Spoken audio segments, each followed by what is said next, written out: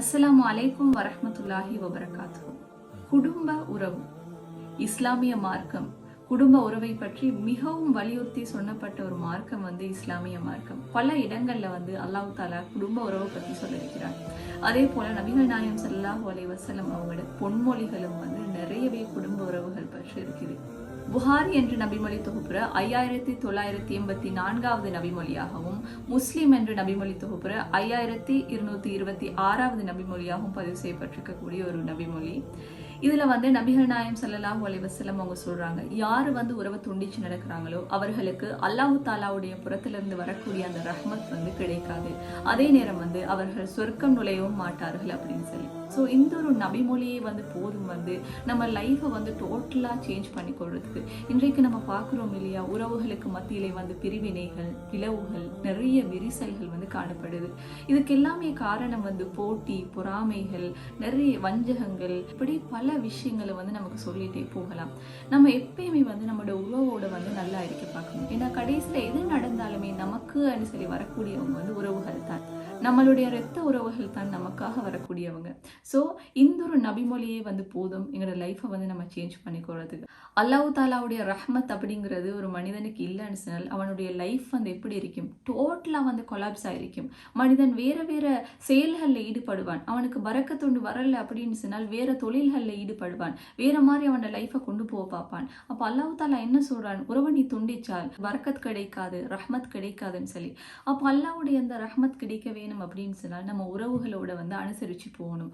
அவங்களோட நல்ல முறையில் நடந்து கொள்ளணும். சில டைமுக்கு ஒவ்வொரு உறவுகள் ஒவ்வொரு மாறி இருப்பாங்க. சிலவங்க முன்கோபக்காரர்களாக இருப்பாங்க. சிலவங்க சில பகைகளை வச்சுட்டு அதையே சொல்லி காட்டக்கூடியவங்களாக இருப்பாங்க. சண்டை பிடிக்கக்கூடியவங்களாக இருப்பாங்க.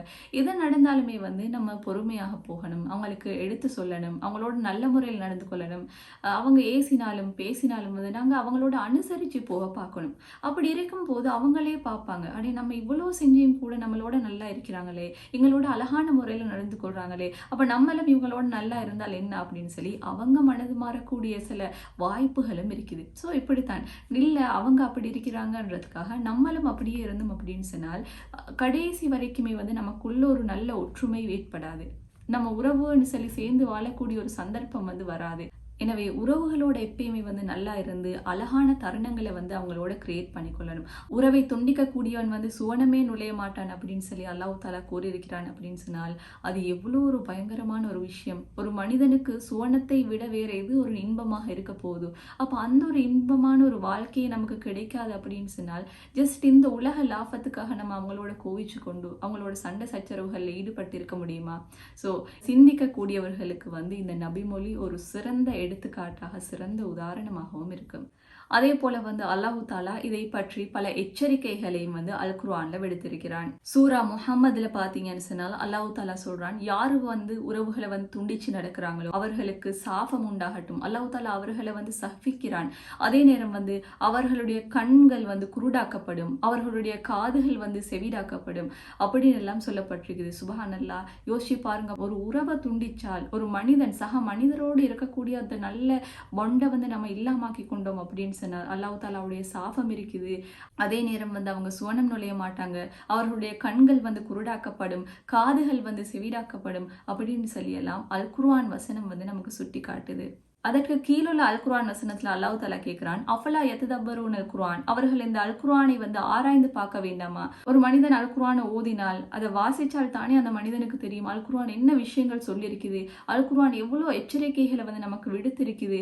அப்போ நம்ம லைஃப் டைம்ல முழுமையாக ஒரு ஈமானிய வாழ்க்கையை வாழ்றதுக்கு ஒரு மனிதன் சரியான முறையில் அந்த அல் குர்ஆனை தெரிஞ்சா மட்டும்தானே வாழலாம். ஸோ அல்லாஹ் தாலா அதனால தான் கேட்கிறான், அஃபலா யததப்பரூன அல் குர்ஆன், அவர்கள் இந்த அல் குர்ஆனை ஆராய்ச்சி பார்க்க வேண்டாமா அப்படின்னு சொல்லி.